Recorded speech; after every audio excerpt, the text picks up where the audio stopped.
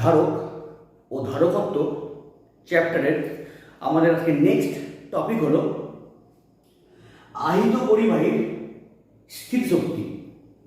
যে অ্যাকচুয়ালি আহিত পরিবাহীর স্থিতিশক্তি বলতে কী বোঝায়, যে আহিত পরিবাহীকে যখন কোনো আমরা আধান দেব, ওই আহিত পরিবাহীর মধ্যে কোনো আধান দেওয়ার জন্য আমাদের কিছু পরিমাণ কাজ করতে হয়, যেটা আমি তোমাদের বলেছিলাম প্রথম লেকচারে, যে এখানে কোনো একটা গোলক আছে,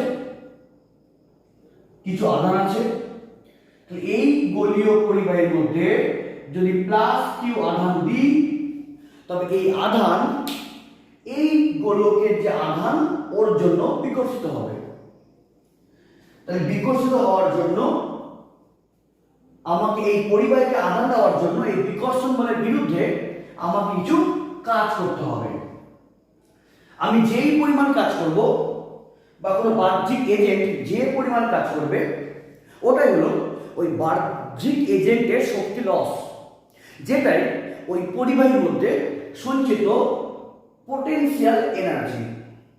তার মানে আহিত পরিবাহীর স্থিতিশক্তি বলতে কি বোঝায়, যে কোনো আহিত পরিবাহীকে আধান দেওয়ার জন্য কিছু পরিমাণ কাজ করতে হয়।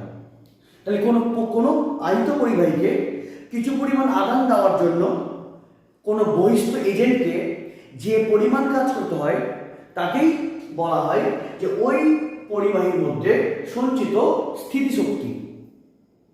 তাহলে এবার এটাই আমাকে বার করতে হবে, এই আহিত পরিবাহীর এই স্থিতিশক্তির মান কত হয়।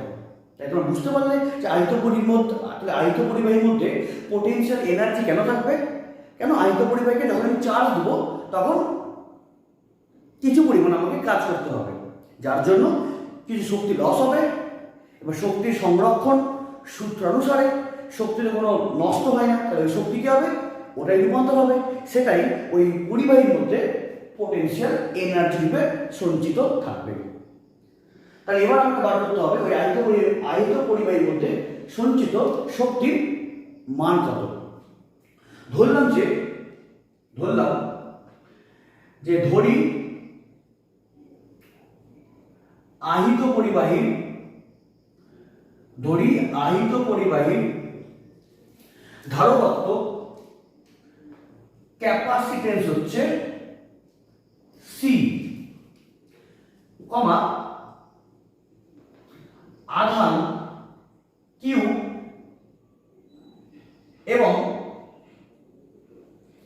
এবং বিভব ভি,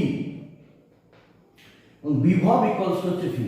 তাই তো, যে কোনো একটা পরিবাহী আছে যার ধারকত্বের মান সি, তাকে কিউ পরিমাণ আধান দেওয়ার জন্য বিভব হল ভি। এবার এখানকার একটা খুব গুরুত্বপূর্ণ ব্যাপার হলো যে সাপোজ কোনো ধারককে যখন আমরা এই কিউ আধান সাপ্লাই করি, তখন এই কিউ আধানটা একসঙ্গে সাপ্লাই হয় না। যে আমি ওই পরিবাহীকে, মানে এই সি ধারকত্ব বিশিষ্ট পরিবাহীকে কিউ পরিমাণ আধান দেওয়া হচ্ছে, কিন্তু অ্যাকচুয়ালি এই ধারককে আধান দেওয়ার জন্য আমি সম্পূর্ণ টোটাল আধান দিয়েছি কিউ, কিন্তু অ্যাকচুয়ালি এই কিউ পরিমাণ আধান কখনোই একসঙ্গে যায় না, সেই আধান ক্ষুদ্র ক্ষুদ্রভাবে যায়। যেমন ব্যাপারটা এরকম, যে তুমি ধরো যে এখানে একটা আছে বালতি আছে, এবং এখানে একটা নলের সাহায্যে এখানে জল পড়ছে। এখানে একটা আছে বালতি, এটা নলের সাহায্যে এখানে জল পড়ছে, এটা ট্যাপ লাগানো আছে। তাহলে এবার জল তো পড়ছে, তাহলে জল পড়ছে মানে কি, জল পড়ার সময় এই যে ওর যে হাইটটা ওটা চেঞ্জ হবে। আমি বলতে পারি হ্যাঁ, যে এই বালতিটা সম্পূর্ণ এই পরিমাণ ভর্তি হবে, যার জন্য এই বালতির ক্যাপাসিটেন্স কত, হয়তো 5 লিটার বা 2 লিটার বা 10 লিটার, তাই তো? তার মানে এই যে বালতিতে যখন আমি জল ভর্তি করব, ঠিক সেভাবেই জলটা ক্ষুদ্র ক্ষুদ্র পরিমাণে ভর্তি হচ্ছে। যে হ্যাঁ, এখানে জল ভর্তি হবে 10 লিটারে, এখানে জল 10 লিটার জল ভর্তি হবে, কিন্তু অ্যাকচুয়ালি এই ট্যাপের মাধ্যমে যখন আমি ছাড়বো, যখন জল ভর্তি করব, তখন সেই জল কি একবারে তো ভর্তি হবে না, সেটা আস্তে আস্তে আস্তে আস্তে লেভেলটাকে বৃদ্ধি করবে। ঠিক তেমনই যে ধরি আহিত পরিবাহী ধারকত্ব সি, এবং সেই আহিত পরিবাহীকে আমি মোট কিউ পরিমাণ আধান দেবো, যার জন্য বিভব কত হবে ভি। কিন্তু এবার এই আহিত পরিবাহীকে যার ধারকত্ব সি, সেকে কিউ পরিমাণ আধান যদি দেওয়া হয়, মোট আধান যদি কিউ দেওয়া হয়, তবে মোট আধানটা একবারে দেওয়া হয় না, সেটা ক্ষুদ্র ক্ষুদ্র পরিমাণে দেওয়া হয়। তাহলে ক্ষুদ্র পরিমাণে দেওয়ার জন্য যখন চার্জ হবে, যখন আধান সাপ্লাই হবে, যেহেতু ক্ষুদ্র ক্ষুদ্র পরিমাণে আধানটা আস্তে আস্তে ডেভেলপ করছে, সেহেতু চার্জ হওয়ার সময় ওই আহিত পরিবাহীর আমি পার্টিকুলার কোনো বিভব বলতে পারবো না। কেন? তোমরা জানো যে কিউ প্রপোর্শনাল টু ভি, তোমরা জানো যে কিউ প্রপোর্শনাল টু ভি, তার মানে কোনো পরিবাহীকে আমি আধান যত দেবো তত বিভব বাড়বে। কিন্তু এই সি ধারকত্ব বিশিষ্ট পরিবাহীকে এই কিউ পরিমাণ আধান যখন দেওয়া হচ্ছে, তখন সেটা অল্প অল্প করে দেওয়া হচ্ছে, বা অ্যাকচুয়ালি সেই আধান একসঙ্গে যায় না, সেটা ক্ষুদ্র ক্ষুদ্র পরিমাণে যায়। তাই ক্ষুদ্র ক্ষুদ্র পরিমাণে যাওয়ার জন্য ওই যে বিভবটাও সেটাও একবারে ডেভেলপ হয় না, সেটাও আস্তে আস্তে ডেভেলপ করে। তার মানে তুমি এর সঙ্গে তুলনা করতে পারো, যখন আমি ট্যাপ যখন ছাড়বো, সেই সময় এই বালতির জল একবারে ভর্তি হবে না, ওটা ক্ষুদ্র ক্ষুদ্র করে ভর্তি হবে, এবং ক্ষুদ্র ক্ষুদ্র করে ভর্তি হওয়ার সময় তাহলে ওর হাইটও কি ক্ষুদ্র ক্ষুদ্র করে বাড়বে, মানে অল্প অল্প করে বাড়বে। তাহলে যখন চালু থাকবে এবং ট্যাপ চালু হয়ে যখন ভর্তি হবে বালতিতে, তখন ট্যাপ চালু করার সময় বা ট্যাপ থেকে জল পড়ার সময় আমি এই জলের পার্টিকুলার কোনো হাইট বলতে পারবো না। কেন? ট্যাপ যখন চালু আছে সেই সময় এভরি মোমেন্টে, ট্যাপ যখন চালু আছে তখন এভরি সেকেন্ডে কি জল পড়ছে, তাহলে প্রত্যেকটি ক্ষুদ্র ক্ষুদ্র কি জল পড়ার জন্য ওর এভরি মোমেন্টে ওর হাইট আস্তে আস্তে চেঞ্জ করছে, ওর চাপকে আস্তে আস্তে চেঞ্জ করছে। তাহলে এই বালতিতে জল ভরার সময় জল ক্ষুদ্র ক্ষুদ্র পরিমাণে আস্তে আস্তে জমা হয়। তাহলে জল ভর্তি হওয়ার সময় আমরা এই বালতির পার্টিকুলার কোনো হাইট বলতে পারবো না। কেন? জল পড়ার সময় এভরি মোমেন্টে কি জল পড়ছে, তাহলে কি হবে, এভরি মোমেন্টে হাইট আস্তে আস্তে বাড়ছে। ফলে আমরা জল পড়ার সময় বালতিতে পার্টিকুলার কোনো হাইট বলতে পারবো না। ঠিক সেভাবে যখন কোনো এই সি ধারকত্ব বিশিষ্ট পরিবাহী যখন আধান দেবো, ওকে মোট আধান কিউ, কিন্তু এই কিউ আধানটা কি হয়েছে, ক্ষুদ্র ক্ষুদ্র পরিমাণে ওর মধ্যে চার্জ হয়েছে। সেই জন্য ওই চার্জিং হওয়ার সময় আমি ওর মধ্যে পার্টিকুলার কত ভোল্টেজ সেটা বলতে পারবো না। কেন? কিউ প্রপোর্শনাল টু ভি, আধান দিলে বলতে পারবে, কিন্তু যেহেতু এই মোট আধানটাই একবারে না গিয়ে কি ক্ষুদ্র ক্ষুদ্র পরিমাণে যাচ্ছে, এভরি মোমেন্টে কি আধান চেঞ্জ হচ্ছে, কারণ এভরি মোমেন্টে বিভব চেঞ্জ হচ্ছে। তাহলে কোনো আহিত পরিবাহী চার্জ হওয়ার সময় আমরা পার্টিকুলার কত ভোল্টেজ চার্জ হচ্ছে সেটা বলতে পারবো না। কিন্তু আমরা কি বলতে পারবো? আমরা বলতে পারবো যে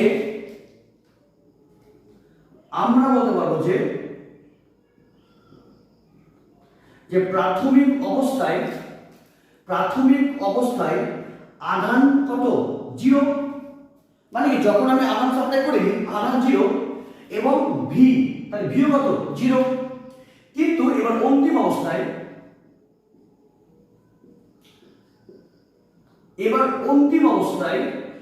মানে টোটাল হয়ে গেল ভর্তি। এবার অন্তিম অবস্থায় মোট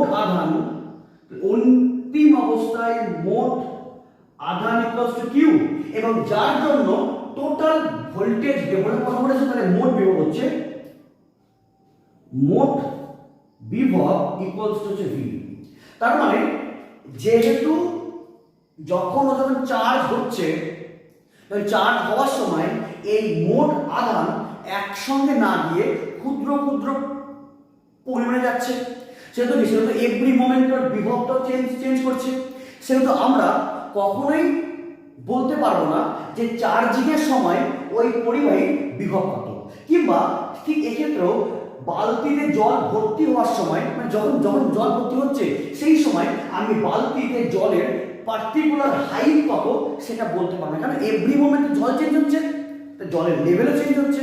তাহলে জল যখন ভর্তি হবে আমরা সেই সময় জলের হাইট বলতে পারবো না, কিন্তু যখন জল ছিল না তখন হাইট জলের 0, যখন জল কত ভর্তি হলো 10 লিটার তখন হাইট কত সামথিং এইচ আছে। ঠিক সেভাবে যে প্রাথমিক অবস্থায় আধান 0, তাহলে বিভব 0, তাহলে অন্তিম অবস্থায় মোট আধানটাই কত ওই ক্ষুদ্র ক্ষুদ্র পরিমাণে গিয়ে মোট আধান কত যে অন্তিম অবস্থায় কিউ, তাহলে মোট বিভব হচ্ছে ভি। তাহলে এবার যেহেতু যখন চার্জিং এর সময় আধানটা অল্প অল্প করে ডেভেলপ করছে, বিভব অল্প অল্প করে ডেভেলপ করছে, তাহলে চার্জিং হওয়ার সময় ঠিক এই মতো চার্জিং হওয়ার সময় আমরা পার্টিকুলার কোনো বিভব বলতে পারবো না, বা অ্যাকচুয়ালি আমরা বলতে পারবো না যে ওই আহিত পরিবাহীটি চার্জিং এর সময় কত ভোল্টেজে চার্জ হচ্ছে। কেন? কারণ এভরি মোমেন্টে আধান চেঞ্জ করছে, ফলে এভরি মোমেন্টে ওর বিভবও চেঞ্জ করছে। তাহলে চার্জিং এর সময় আমরা কখনোই বলতে পারবো না ওই পরিবাহীটা কত বিভবে চার্জ হচ্ছে। সেই জন্য আমরা কি করি, আমরা ধরে নিই যে ওই সি ধারকত্ব বিশিষ্ট পরিবাহীটা একটা গড় বিভবে আহিত হচ্ছে, গড় বিভব। কেন? যেহেতু এভরি মোমেন্টে কি এভরি মোমেন্টে আধান চেঞ্জ হচ্ছে, এভরি মোমেন্টে বিভব চেঞ্জ হচ্ছে, ফলে চার্জিং হওয়ার সময় আমরা পার্টিকুলার বিভব বলতে পারবো না। সেই জন্য আমরা বলবো যে ওই সি ধারকত্ব বিশিষ্ট পরিবাহীটি একটি গড় বিভবে চার্জ হচ্ছে। তাহলে সেই গড় বিভব কত হবে? তবে সেই গড় বিভব কত হবে? তাহলে আগে ছিল কত? প্রাথমিক অবস্থায় বিভব ছিল 0, অন্তিমে বিভব কত হলো? v/2। তার মানে আমরা বলতে পারবো যে ওই পরিবাহীটি v/2 গড় বিভবে চার্জ হচ্ছে।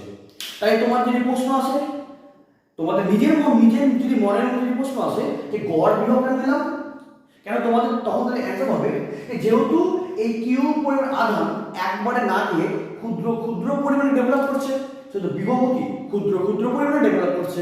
সেটা চার্জিং এর সময় আমরা ওই পরিবাহী, তাহলে চার্জিং এর সময় ওই পরিবাহীর মধ্যে কত ভোল্টেজ সেটা বলতে পারবো না, বা কত ভোল্টেজ চার্জ হচ্ছে ওই পরিবাহীটা সেটাও বলতে পারবো না। কেন? ভোল্টেজ কি ক্ষুদ্র ক্ষুদ্র পরিমাণে ডেভেলপ করছে। সেই জন্য আমরা বলবো যে ওই পরিবাহীর মধ্যে চার্জ হওয়ার সময় কি একটা গড় ভোল্টেজ কাজ করেছে। তাহলে ওই পরিবাহীর মধ্যে কিন্তু বিভবকে অনুগত চেঞ্জ করছে আধানের জন্য, সেটা আমরা বলবো যে ওই পরিবাহী এই v/2 গড় বিভবে চার্জ হয়েছে, বা চার্জ হওয়ার সময় ওর মধ্যে গড় বিভব ছিল v/2। তাহলে এবার আমাদের বার করতে কি বলেছে? আহিত পরিবাহী স্থির শক্তি। তাহলে আমি আগেই বলেছি ওই আহিত পরিবাহীকে কিছু পরিমাণ আধান দেওয়ার জন্য কিছু পরিমাণ কাজ করতে হয়। তাহলে ওই পরিবাহীকে আধান দেওয়ার জন্য যে পরিমাণ কাজ করতে হয় ওটাই ওই পরিবাহীর মধ্যে সঞ্চিত পোটেনশিয়াল এনার্জি। তাহলে এই আহিত পরিবাহীকে আমি আধান দিচ্ছি কত? আধান দিচ্ছি কিউ পরিমাণ মোট। তাহলে এই কিউ পরিমাণ মোট আধান দেওয়ার জন্য, বা এই কিউ পরিমাণ আধান দেওয়ার সময় ওই পরিবাহীর মধ্যে কত বিভব কাজ করছে? একটা এই গড় বিভব কাজ করছে। তাহলে অতএব আমরা কি জানি? অতএব আমরা জানি যে কৃতকার্য বলতে কি বোঝায়? অতএব আমরা জানি যে কৃতকার্য বলতে W, তাই তো? কার্য মানে কি W? W মানে কি আধান ইনটু বিভব। বাট এখানে কি বলবো? এখানে বলবো যে আমরা গড় বিভব ইনটু আধান। আমরা কি জানি? আমরা জানি যে W equals to Q by V, তাই তো? W equals to Q by W equals কত হবে? QV, তাই তো? W ইকুয়ালস টু কত হবে? Q বাই মানে QV। তাই কি হবে মানে কি আধান ইনটু বিভব। বাট এক্ষেত্রে ওই পরিবাহীকে আধান দেওয়ার জন্য কে একটা গড় বিভব কাজ করছে। তাহলে কৃতকার্য কত হবে? গড় বিভব ইনটু আধান। তাহলে গড় বিভব কত? গড় বিভব হচ্ছে v/2 ইনটু আধান। তাহলে এই আধান কত দিয়েছি? কিউ। এই কিউ পরিমাণ আধান নেওয়ার জন্য ওর মধ্যে একটা গড় বিভব কাজ করছে, তাই তো? তাহলে তাহলে কাজ কত হবে? W ইকুয়ালস টু হবে হাফ কিউ ভি। তাহলে এটাই কি? তাহলে তাহলে এই সি ধারকত্ব বিশিষ্ট পরিবাহীকে কিউ পরিমাণ আধান দেওয়ার জন্য আমাকে কত কাজ করতে হচ্ছে? Half Q V. তাহলে এই পরিমাণ কাজ করতে হচ্ছে, তাহলে এটাই কি আমার শক্তি লস, এটাই ওই পরিবাহীর মধ্যে পোটেনশিয়াল এনার্জি গেইন করছে। আবার আবার তোমরা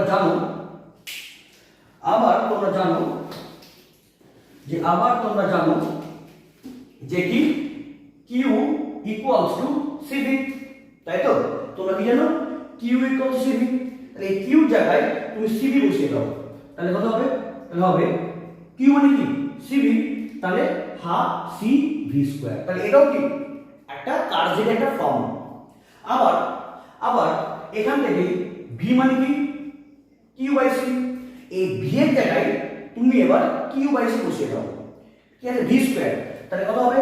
তাহলে হবে half C into V square, মানে Q square by C square. C আর সি কাটলো, তাহলে কত হবে? তাহলে হবে হচ্ছে কিউ স্কয়ার বাই 2c। তার মানে এট লাস্ট তোমরা কি পেলে? যে এই সি ধারকত্ব বিশিষ্ট পরিবাহীকে কিউ পরিমাণ আধান দেওয়ার জন্য কি পরিমাণ কাজ করতে হচ্ছে? তাহলে একে আধান দেওয়ার জন্য কাজ করতে হচ্ছে W equals to half Q V. এটা মানে হাফ সি ভি স্কয়ার, আবার এটা মানে কিউ স্কয়ার বাই 2c। তার মানে এই সি ধারকত্ব বিশিষ্ট পরিবাহীকে কিউ আধান দেওয়ার জন্য কাজ করতে কত হচ্ছে? Half Q V. এটা মানে হাফ সি ভি স্কয়ার, এটা মানে কিউ স্কয়ার বাই 2c। তাহলে এই পরিমাণ কাজ করতে হচ্ছে, তাহলে এই পরিমাণটা কি? বাহ্যিক এজেন্টের শক্তি লস। তাহলে এটাই ওই আহিত যে পরিবাহী আছে ওর মধ্যে সঞ্চিত স্থিতি শক্তি। ক্লিয়ার?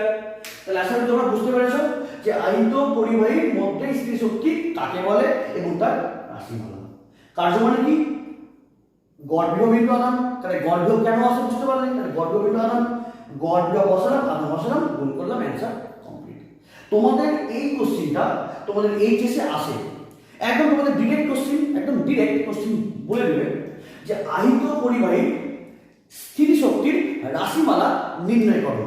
তোমাদের পি টেস্ট হোক, টেস্ট হোক বা এইচএস এক্সাম হোক, এই কোশ্চেনটা খুব ইম্পর্টেন্ট। একদম সম্পূর্ণ থিওরিটিক্যালি এই কোশ্চেন আছে।